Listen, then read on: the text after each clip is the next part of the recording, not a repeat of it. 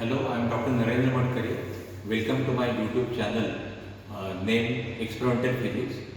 Today I am going to explain you the experiment where Rydberg's constant can be calculated.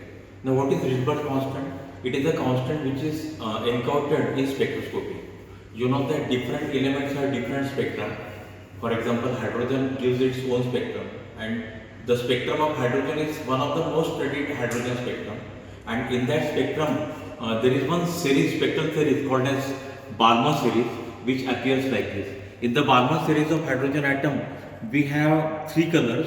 One is violet, second is green, and third is red. And these spectral lines are emitted because of the transition of electrons from higher level to lower level.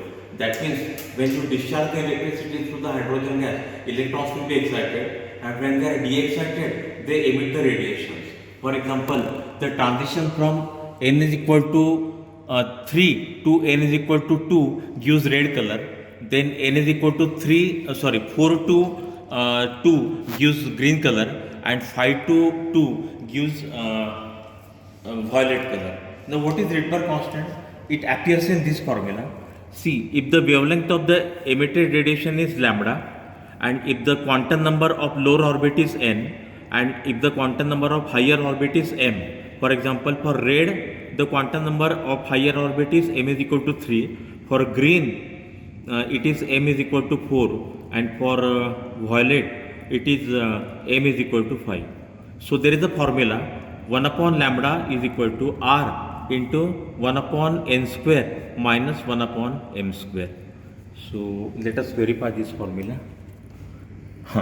Now, Rydberg constant is r, and it can be found by using this formula only. So we have r, Rydberg constant, is equal to 1 upon lambda upon this quantity can be taken on left hand side, 1 upon n square minus 1 upon m square.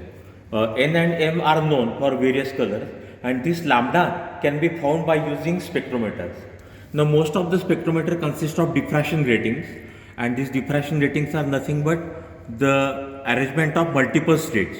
Every diffraction grating is characterized by some D, which is called as grating element. And if this D is known, then there is a grating equation called as D sine theta is equal to m lambda. M is the order of spectrum, theta is the angle of diffraction of a spectral line having wavelength lambda, and D is the grating element. So this formula proves that if D is known, then lambda can be calculated, and if lambda is known, and if n and m is known, r, Rydberg's constant, can be calculated. There is one alternative equation for Rydberg's constant.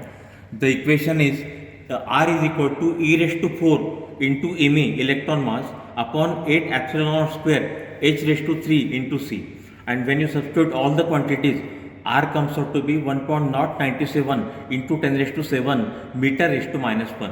Remember, the unit of Rydberg constant is meter raised to minus 1. Now, for calculating wavelength of hydrogen source, spectral length of hydrogen source, D, the grating element should be known. So, we have to do some experiment for calculating D of a given grating. So, let me show you how the grating looks like. This is basically a glass plate on which many more lines are scratched, like 15,000 or 20,000 lines are scratched. Now, how do we calculate D of the grating? See, the formula is same. D sine theta is equal to m lambda. Now, we will use a sodium source whose wavelength is known, 5893 angstrom units, and then we will diffract this sodium spectral line at an angle theta, and if lambda and theta are known, D can be calculated. So, the experiment is something like this. This is the spectrometer having collimator, telescope, grating table, and the angular scale. So at first you have to adjust the slit of the collimator exactly in front of the source, and you have to observe the image of that slit through the telescope. So now, after observing the image of the slit through the telescope, if the image is not sharp, then by using this screw and this screw, you can make the image sharp.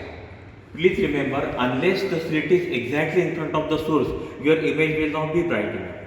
Now, after making sodium source on and after waiting for 5 to 10 minutes for it to become fully bright, one can start the experiment. What happens is that when sodium light passes through the grating, the light gets diffracted, and this angle of diffraction varies with the color. So for a particular wavelength, there will be particular angle of diffraction. Now, how do we calculate theta? Let me explain. See, at first we record the central theta. That means the collimator is along the telescope is along the collimator. So while after getting the image of the slit, we look through the window and we measure theta 0 or the central theta. Now let me explain how to use this window for measuring the angles. See, if you look at that spectrometer, then it is something like this. There is a vernier scale and there is angular scale. So the least count of angular scale is something like this: 14, 14.5, 15, 15.5. There is 360 degree scale. So smallest division on the main scale is 0.5 degree, and this is vernier scale. The number of divisions on vernier scale for this spectrometer are 30. So we have 0.5 degree means 30 minutes and divided by 30. That means the least count of this spectrometer is 1 minute. Now let us see how to take the readings. See, this is the 0 of the vernier scale, and main scale reading, total theta is actually MSR main scale reading plus VSR vernier scale reading into least count, and least count is 1 minute. Now how do we take main scale reading? It is the reading which coincides with the 0 of the vernier scale. Now if there is no coinciding division, then one has to see a division just before the 0 of the vernier scale. So let us take an example. Suppose this MSR is 14.5. So the reading of the main scale which is just before 0 is 14.5. And how do we take vernier scale reading then? See, there are 30 divisions on the vernier scale. One has to start looking at these divisions from 0, 1, 2, 3, etc. You will find that out of 30 divisions, there will be one particular division on the vernier scale which will exactly coincide with the division on the main scale. That division, sequence number of that division is called as vernier scale reading. So suppose 17th division is coinciding, so 17 into 1 minute. Remember, 14.5 is in degrees and 17 is in minutes. So how do we proceed then? We split 14.5 as 14 degrees 30 minutes and plus 17 minutes. So the angle becomes 14 degrees 47 minutes. So reading lamp is given, reading lens is given. One can look through this lens and one can measure MSR, VSR and the total reading. So this is central reading, theta 0. Then the sodium light is diffracted at some angle. So you can rotate the telescope, and while rotating the telescope, if the instrument is properly aligned, you will see the first order diffracted image of the sodium light. When you go to higher angle, there will be second order, but second order will be weak in intensity, so we have first order. We focus our attention on first order. So get the image of the slit in the field of view. This telescope has got a crossbar. Adjust the middle crossbar on that line. Then look through the window and measure theta left. See, we already measured theta 0. Then measure theta left. And then after measuring theta left, by following the same procedure, MSR plus VSR into least count, go on the other side, opposite side, and then you will catch up the sodium spectral line almost at the same angle. So get the sodium line in the field of view, adjust the crossbar on that line, and then look through the window with lens and lamp, and then measure theta r, the angular position on right hand side. Now this is theta 0, this is theta left, and this is theta right. So we define theta L minus theta 0 as theta 1, and we define theta 0 minus theta r as theta 2. Now the diffraction rating diffracts the light in a symmetric manner, and because of that, theta L minus theta 0, that is theta 1, will be exactly equal to or almost equal to theta 2, which is theta 0 minus theta r. So we can calculate theta 1 and theta 2. And then what is theta? It is average of theta 1 and theta 2. So theta 1 plus theta 2 divided by 2 gives theta. Now remember, in our previous formula, theta was to be known, but we have measured theta now. Wavelength of sodium light is known. It is 5893 angstrom minutes. So D can be calculated. Now what is M? See, when you take the readings on the first order spectrum, M will be 1, and when you go to higher order or higher angles, you may see the second order spectrum, but it will be weak, and therefore for most of the spectroscopy experiments, we choose M is equal to 1. So M is 1, theta is measured just now, lambda is known for sodium source, we can calculate D. So diffraction rating is known now, what is its rating element is known now. So this part of the experiment is over. Now, then we replace the sodium source by hydrogen source, whose wavelengths have to be calculated. So we keep our spectrometer in front of hydrogen source. This is the hydrogen source. We will get the proper spectrum only when the slit of this collimator is exactly in front of the hydrogen source. So one has to make the adjustment. And using this screw, you can adjust the width of the slit. The width of the slit should neither be very narrow nor be very wide. So make it optimal, and then look through, align the telescope in the direction of collimator. You will see the direct image of the hydrogen light or the zeroth order spectrum. So this angle has to be recorded, and as such in this experiment we already recorded theta naught. So by looking through the window, theta 0 is known. Now what we did for sodium, we are going to do for hydrogen. Only thing is that in sodium the wavelength was known and D was calculated. Here now we are using the same grating, and therefore its D is known by previous experiment, and we can calculate lambda naught. Which spectral lines are there? Violet, green and red. These kind of spectral lines are there. So once you get the image of the slit properly, start seeing the spectrum. So rotate the telescope like this. At first you will see, say, a red light or spectral light. Then focus the crosswire of the telescope on that line, and then measure the angle through this window. It is theta L. Now for the same spectral line, so suppose this is violet.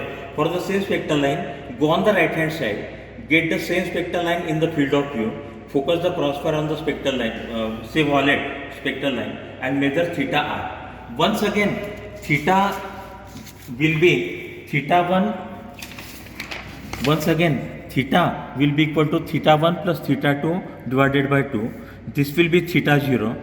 For violet, say this will be theta L left, this will be theta right, and then theta L minus theta 0 will be theta 1, and that has to be equal to theta 2, which is theta 0 minus theta R. So you can calculate the angle of diffraction of, say, violet color.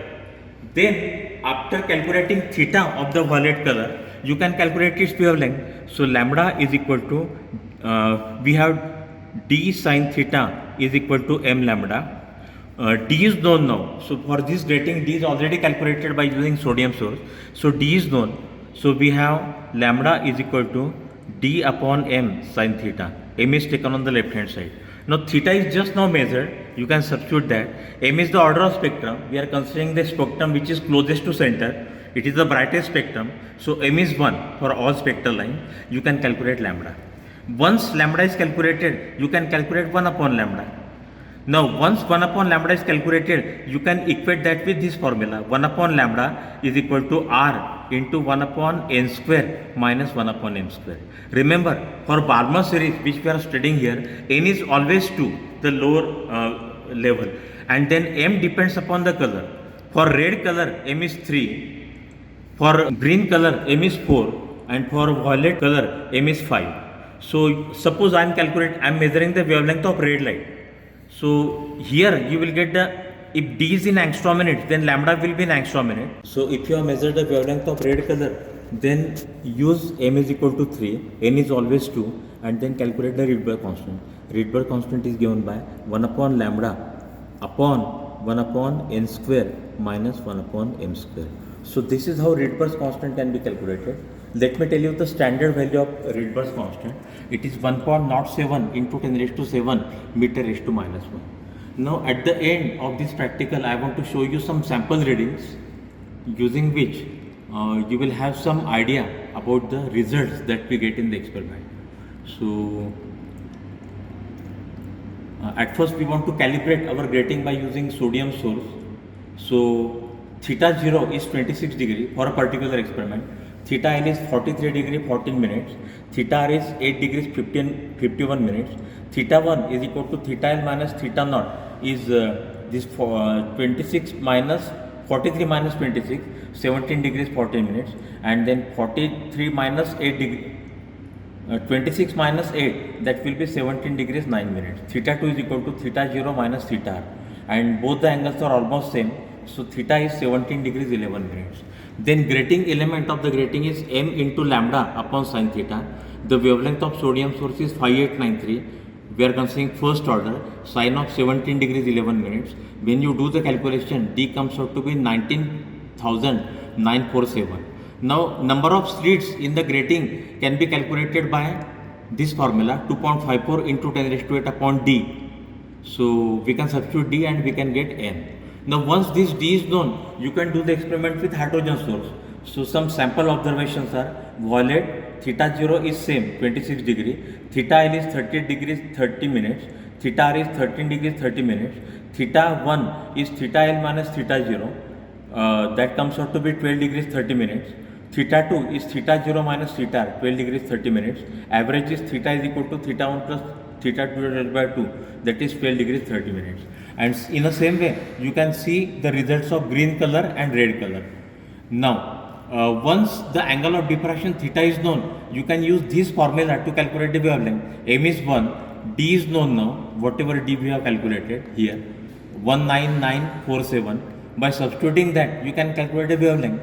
So, after getting the wavelength of violet line, you can compare that with the standard wavelength. So, standard wavelength of hydrogen spectrum is known, 4340. A percentage error can also be calculated. But what is more important is that once you get the wavelength of violet color, you can calculate the Rydberg constant. So, violet, the wavelength in angstrom unit is 4317 angstrom units, but the wavelength in meters will be 4317 into 10 raised to minus 10 in meters. Then calculate 1 upon lambda. So 1 upon this will be 2.32 into 10 raised to 6. N is always 1 for Balmer series. N is always 2 for Balmer series. For violet, M is 5. Then calculate 1 upon n square, 0.25. 1 upon m square, 0.04. Then calculate 1 upon n square minus 1 upon m square. Now everything is known. Lambda is known. 1 upon n square minus 1 upon n square is known. So Rydberg constant can be calculated. 1 upon lambda upon 1 upon n square minus 1 upon m square. So you get Rydberg constant. Now what is true for violet color is also true for green color and red color. So take the readings in the same way for green color. That means get the green color in the field of view, measure its theta length. Then take the green color in the field of view of right hand side, get theta r. Then calculate theta 1 and theta 2. Calculate average theta. Then calculate the wavelength of green color by lambda is equal to d upon m sin theta. Then multiply it by 10 raised to minus 10. Take the reciprocal. Then for green color, m is 4 and n is 2. So do the calculations and calculate Rydberg constant. Now, irrespective of the color that you are considering, it may be violet, green or red, the Rydberg constant should always be same. It should not vary. Now, Rydberg constant can also be calculated by plotting the graph of 1 upon lambda versus 1 upon n square minus 1 upon n square. 1 upon lambda is here and 1 upon n square minus 1 upon m square is here. And then when you plot the graph, it will be a straight line, and the Rydberg constant is nothing but the slope of this graph. So y2 minus y1 upon x2 minus x1, and when you calculate it, it comes out to be 1.1111 into 10 raised to 7 meter raised to minus 1. So this is experimental Rydberg constant, and this is the standard Rydberg constant. You can calculate the percentage deviation then. So this is how we can measure Rydberg constant in a spectroscopy experiment. Rydberg, whose name is given to the constant, Johann Balmer, whose name is given to the spectral series, Niels Bohr, whose atomic model gets verified here, and this is David Rittenhouse, who was the first person to make a diffraction grating. Thank you for watching this video.